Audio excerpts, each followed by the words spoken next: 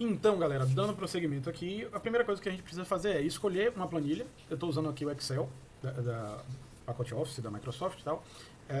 A princípio pode ser qualquer um, eles têm umas diferençazinhas de como operacionalizar uma ou outra função, então isso tem que ficar atento. A gente tem aí dá para pedir ajuda ao Google, como é que faz determinadas funções e tal, mas nesse iníciozinho a gente está usando ele, depois eu explico por que é que eu escolhi esse daqui, e aí a gente volta já já com a planilha transplantada já aqui, digitada no nosso Excel. Minutinho só. Então, a magia da edição funcionando aí, e aí a gente tem esse valor aqui. Bom, aí a gente vai começar a preencher aqui, né, as massas, medidas e o X. Esse X menos X0 a gente preencheu manualmente, e a gente pode fazer aqui manualmente também, né? 4,6 menos o 4,6 dá zero, a gente já esperava isso daqui. Só que é o seguinte, a partir dessa segunda aqui, a gente já tem os cálculos, se a gente não tivesse os cálculos a gente faria. Só que aí tem uma dica para vocês. E isso é basicamente para que serve essas planilhas de computador, fazer conta por você. Então, o que é que a gente quer aqui? Esse 6,2 a gente tem que subtrair do comprimento natural da mola. Então vamos fazer isso. O valor que essa célula vai assumir é o valor do X menos o comprimento natural, que é 4,6. Então, damos Enter, e aí apareceu aqui 1,6, que era a medida. Ah, e a gente vai ter que fazer isso igualzinho para todos os outros? Não. Tá vendo esse quadradinho aqui verde? Pega ele e arrasta. O que é que ele vai fazer? Ele vai fazer a mesma conta. Ó, quando você clica aqui, cá em cima, você tá vendo o seguinte, ó.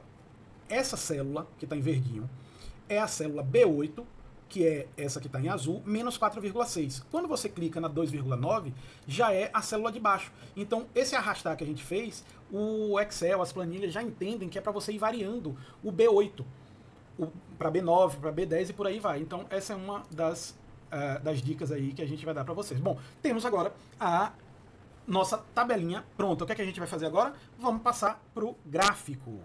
O gráfico que a gente quer fazer, a gente precisa levar em consideração algumas coisinhas, certo? Então, vamos aqui fazer algumas considerações. Bom, o nosso sistema é um sistema massa-mola que a gente está querendo utilizar ele para estudar a lei de Hooke, certo? Então, está aqui o nosso sisteminha.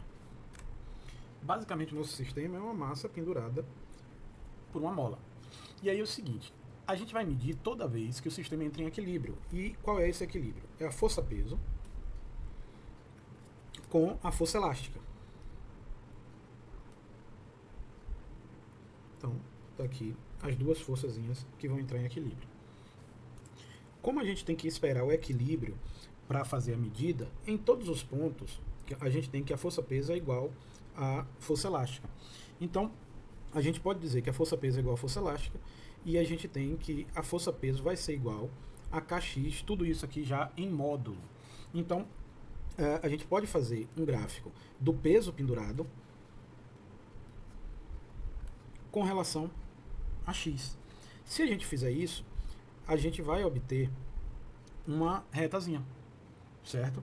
E aí, consequentemente, a gente pode fazer o seguinte, se a gente pega dois pontos dessa reta, a gente pode encontrar a seguinte relação.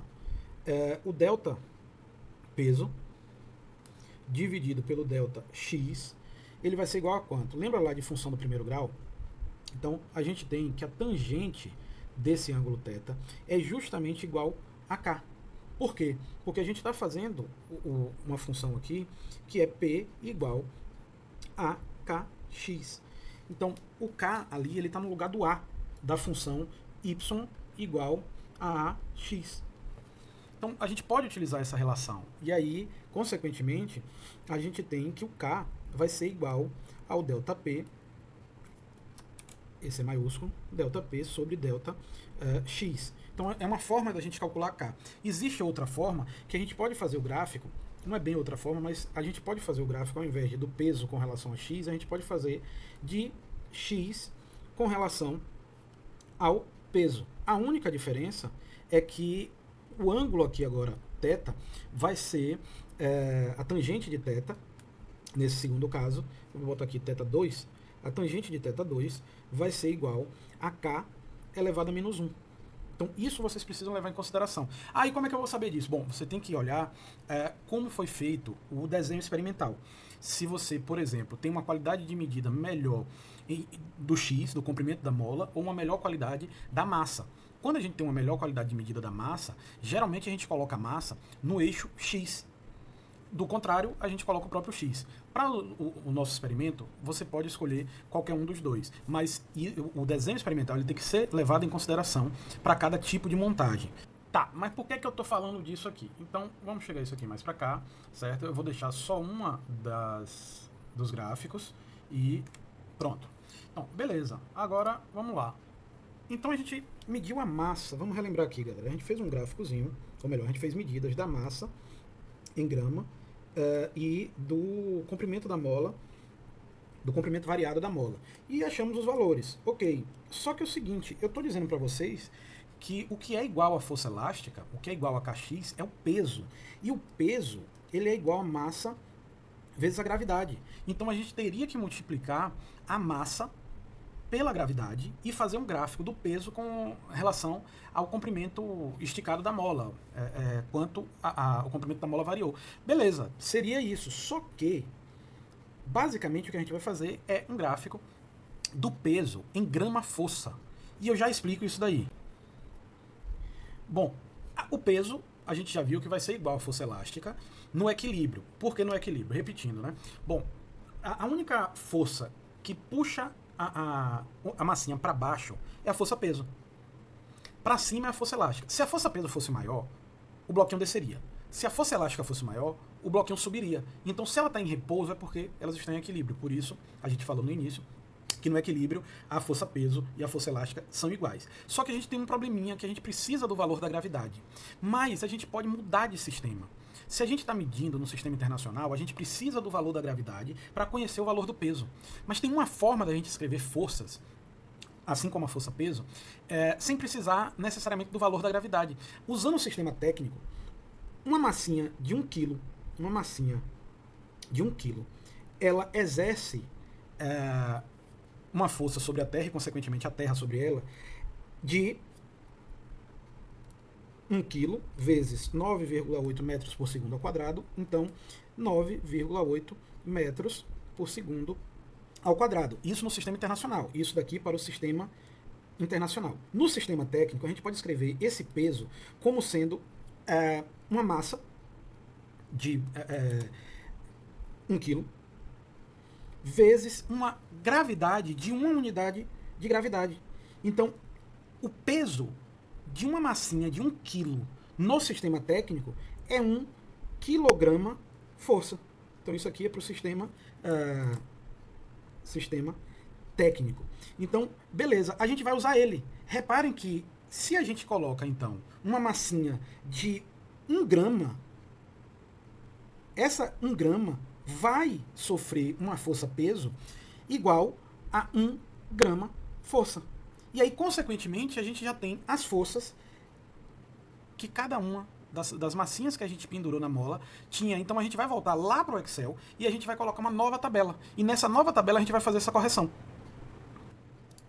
Pronto, estamos aqui agora de volta no Excel. Então essa massinha daqui que vocês estão vendo, ou melhor, essa planilhazinha com todas as massas, a gente vai inserir uma colunazinha.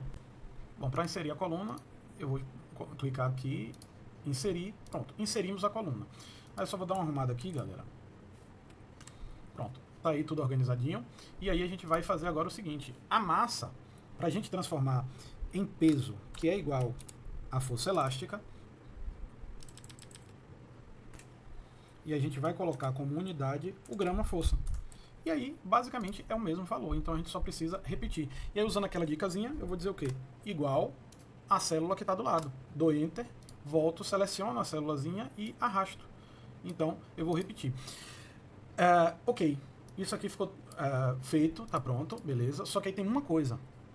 Apesar dos valores numéricos serem iguais, as unidades são diferentes. O que a gente tem na primeira coluna é massa, dada em grama. Na segunda coluna é grama-força, é uma força, certo? E aí a gente vai fazer esse gráfico. Bom, o gráfico que a gente vai fazer é... Como foi dito na explicação há pouquinho tempo aí, vai depender do seu desenho experimental. No nosso desenho aqui, eu vou fazer o peso certo? Vou selecionar aqui, aperto Ctrl e seleciono a outra. E a gente vai fazer um gráfico no estilo que o Excel chama de dispersão. Então vocês procuram saber aí como é, e tá aqui o gráfico. Tá.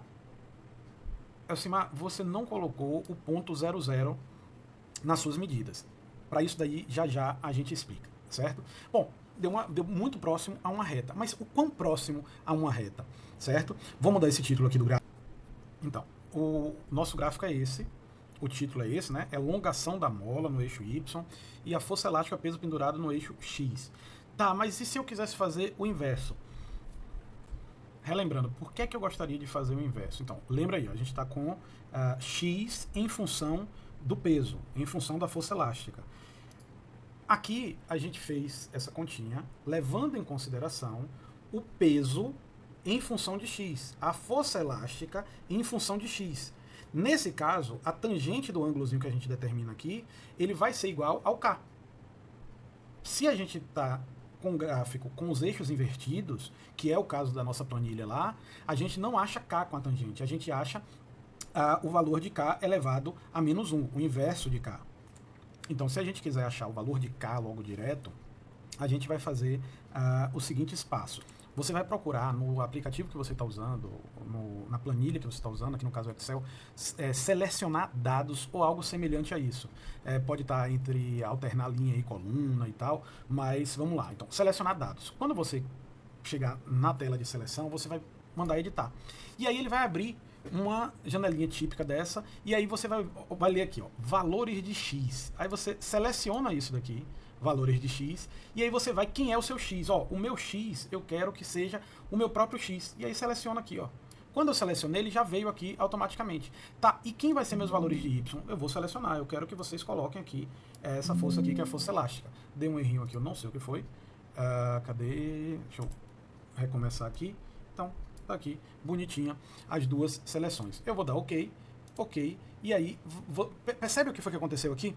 O eixo X agora está variando de 0 a 0,6, ou seja, ó, a gente tem pontos que variam de 0 até 5,2, e aqui está o 5,2. Tá. A força está variando de 0 até 160. 159, muito próximo a 160, de 0 a 160. Então o que a gente precisa fazer agora é alterar esse nome aqui. Então, vamos lá, alterando. Pronto, agora ficou bonitinho. Temos o nosso gráfico da força elástica em função da variação de comprimento da mola, da elongação da mola. Bom, continuando, aí aqui vocês podem ainda estar se perguntando, tá, mas o ponto 00 você não colocou. Como eu disse, vai chegar um momento que eu vou explicar isso daí, que eu estou tentando fazer esse vídeo de um ponto de vista um pouco mais geral, não especificamente a montagem que a gente fez na sala.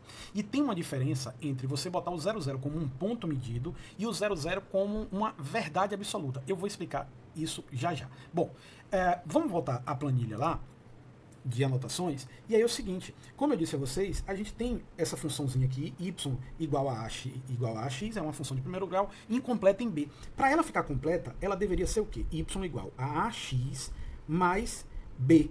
Só que aí é o seguinte, esse b, o coeficiente linear da reta, ele vai dizer exatamente onde a reta corta o eixo y. Então, se a gente diz que ele é 0, é porque a nossa retazinha passa pelo ponto 00. Então, por isso que eu escrevi ela dessa primeira forma, porque a gente vai assumir aqui que, quando não tem massinha pendurada, a mola está esticada de 0, certo? Então, por isso que a gente chegou nesse valor. A grande questão é que tem alguns experimentos em que a gente não pode afirmar que o B é 0. Que aí, como eu disse, tentando fazer com que esse vídeo seja um pouco mais geral, a gente primeiro tem que avaliar isso. E como é que a gente avalia isso quando está fazendo na mão aqui? Dessa mesma forma. Bom, se B é um ponto, B tem que ser 0 para que a reta saia do ponto, passe pelo ponto 00, então a gente faz que ela é 0, e aí a gente apenas trabalha com a função y igual a x. Do contrário, a gente precisa levar em consideração ela. E aí, quando B é 0, a gente só faz essa continha que vocês estão vendo aqui, certo? Mas se não for 0, aí a gente vai mostrar o que é que a gente pode fazer e como é que aparecem as diferenças lá no Excel, porque aí a conta aparece automaticamente. Então vamos lá, de volta aqui no Excel. Então beleza, o que é que a gente vai fazer? Eu vou colocar, não vou colocar o ponto 00 ainda, certo? E aí vocês vão perceber o que é que vai acontecer. Bom, Como eu disse a vocês, a gente pode fazer isso na mão, mostrei mais ou menos como é que a gente faz lá na planilha de anotações, e aí agora, para a gente pedir para o Excel fazer essa continha, a gente clica na série de dados, e com o botão direito, e pede para adicionar linha de tendência. No momento que a gente pedir para adicionar essa linha de tendência, antes eu recomendo que você mude a cor dela. Tira esse azul, bota um vermelho, só para diferenciar do que são dados e o que é a linha de tendência. Eu gosto dela mais fininha, então tá aí, eu espero que vocês consigam enxergar bem. Voltando aqui, bom, o ajuste que a gente quer, essa linha de tendência é uma linha de tendência linear, isso está correto. Aí a gente vai vir aqui, ó, exibir equação no gráfico. A equação que apareceu foi essa daqui, ó, que é uma função de primeiro grau, só que ela tem um valor de b. E aí a gente pode fazer o seguinte, cara, mas esse valor de b aqui não era para ele aparecer. Então a gente pode fazer o seguinte, a gente pode pedir para que o Excel reconheça o ponto 00 como um ponto prioritário. A gente vai pedir para que a interseção seja no ponto 00, ou seja, a gente está dizendo ao Excel que o ponto 00 é uma verdade absoluta, certo? Só que a gente tem que tomar muito cuidado com o tipo de experimento que a gente está fazendo para saber se realmente aquele ponto que a gente diz que tem que ser considerado, ele de fato é. Por isso o desenho experimental, ele tem que ser levado em consideração com muito cuidado. A gente sabe, por definição, que se não temos massa pendurada na mola, quer dizer que a mola não pode esticar, certo? Então, consequentemente, a gente vai estar considerando que sem massa não tem elongação. Beleza. Só que esse mesmo procedimento você pode utilizar para outros experimentos, e em outros experimentos isso pode não ser uma verdade. Tranquilo? E aí, perceba que no momento que a gente diz que a interseção é no ponto 00, B sumiu. Olhem aqui onde está o cursor do mouse, a equação da reta sumiu o valor de B. Se eu digo que a interseção não é para ser levada em consideração, o valor de B volta. Percebem? E aí a gente tem que fazer uma correçãozinha, porque o que está no eixo Y não necessariamente é Y. Então vamos corrigir isso aqui para ficar mais bonitinho. Vou aumentar aqui a fonte para ficar mais fácil da gente ver. E força elástica então fica igual a 30 vezes 30,617. Aqui a gente pode dar uma ajustada para 30,6. Todos os valores que a gente tem medidos aqui de x tem uma casa decimal, então vamos colocar aqui também com uma casa decimal, e aí temos a nossa equaçãozinha. A partir do momento que a gente determinou o k, ou seja, k é igual a 30, então a gente poderia dar como resposta k igual a 30. Então a gente poderia escrever no caderno algo como se a força elástica é igual a 30,6x, por comparação dessa equação com essa equação daqui, que a gente grifou as duas, então K é igual a 30,6. Qual é a unidade mesmo? Pensem aí, vou dar 2 segundinhos para vocês escreverem. Não acharam ainda? Então, vamos lá. O K, ele é dado por uma razão entre uma força e um comprimento. Então, a unidade de força, Newton, e a de comprimento, centímetro. Tá certo? Não, tá errado. Por que tá errado? Porque a gente não tá usando o Newton como unidade de força. A gente tá usando o que como unidade de força? O grama-força. Então, vou botar em vermelho para que vocês gravem. Então, tá aí a nossa resposta final. O K seria igual a 30,6 grama-força por centímetro. Então, galera, voltando lá à planilha, percebam que tem uma diferença entre você usar a interseção como uma imposição ou você colocar só como mais um ponto. E aí, por curiosidade, eu vou pedir que vocês façam esse gráfico colocando o ponto 00 como um ponto dado, ver o que acontece com a equação. Tá, eu faço para vocês. Então vamos lá. A equaçãozinha que a gente teve foi K igual a 30,617, certo? E aí é o seguinte, como é que a gente faz para inserir o 00? A gente vai lá em editar, certo? Designer do gráfico, selecionar dados, editar, e aí a gente vai incluir o 00. Perceba que aqui não tem o ponto 00. Então, a gente basta selecionar, aqui eu já sei que é só colocar um setzinho aqui, e aí a gente passa a ter o ponto 00. Uma vez que a gente tem um ponto 00, a gente precisa atualizar a equação do gráfico. Era 30,617, certo? Eu vou dar uma atualizada, o que é que vai acontecer?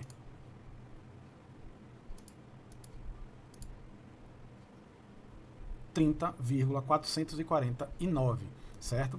Perceba que aí tem uma diferençazinha quando a gente coloca o ponto 00 como como um ponto medido. Só que se eu definir novamente a interseção, a gente volta a ter o que tinha antes, certo? Então, tem diferença se a gente coloca esse ponto 00 como uma imposição ou apenas como mais um ponto medido. Como é que eu vou saber qual eu vou usar? Tem que ir para o desenho experimental.